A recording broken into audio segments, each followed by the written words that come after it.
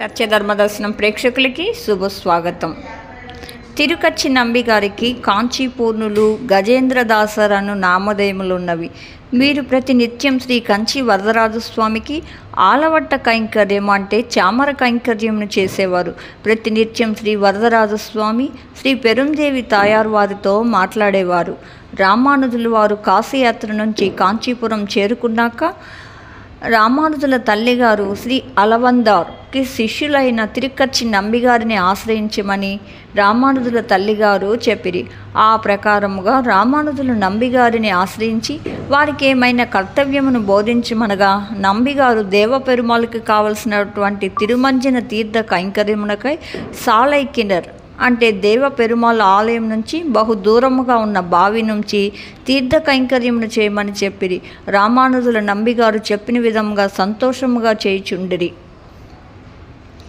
రామానుజులని సాంప్రదాయంలోకి తీసుకొని వచ్చి యామునుల తర్వాత సాంప్రదాయ కొనసాగింపు కోసం శ్రీరంగమునకు వచ్చిన శ్రీ పెరి నంబి గారు రామానుజులాచార్యని కాంచీపురం నుంచి శ్రీరంగమునకు తీసుకువెళ్ళుటకు తిరుకచ్చి నంబి గారు ఆజ్ఞను అడగగా వారు సంతోషంతో అంగీకరించిరి. అప్పుడు పెరి నంబి ఇలయాల్వార్లకు అలవందార్వార్ల కీర్తన గురించి చెప్పగా వారు పెరి నంబి గారితో అలసి శ్రీ అలవందార్ని ఆశ్రయించుటకు శ్రీరంగమునకు వెళ్ళారు. అక్కడికి వెళ్ళేసరికి శ్రీ అలవందార్ పరమపదించిన వార్త తెలుసుకొని రామానుజులు బాధపడి కాంచీపురంకు తిరిగి వచ్చి మరలా తీర్థ కైంకర్యమును చేసిరి.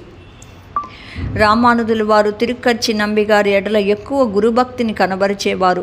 నంబిగారిని తనకి పంచ సంస్కారములను అనుగ్రహించమని కోరగా అందుకు నంబిగారు తానుకు ఆ బ్రాహ్మణ వర్ణమున ఉన్నందున తాను ఆచారత్వమును స్వీకరించరాదని శాస్త్రరీత్యా ప్రమాణములను చూపించిరి. నంబిగారికి శాస్త్రముపై ఉన్న విశ్వాసమునకు రామానుజుల్ని నంబిగారికి మరింత దగ్గర చేసింది. ఒకనాడు రామానుజులు తిరుకచ్చి నంబిగారిని ఉత్తిష్టమని స్వీకరించవలసిందిగా తపన కలిగి నంబిగారిని రామానుజులు వారి గృహమునికి ఆహ్వానించిరి. తిరుకచ్చి నంబిగారు ప్రతి నిత్యం శ్రీ వరదరాజస్వామి వారితో స్వయముగా సంభాషిస్తారని తెలుసుకున్న రామానుజులు గారు నంబిగారిని కలిసి తనకి కలిగిన సందేహాలకు సమాధానములను పెరుమాళను అడగమని అభ్యర్థించిరి.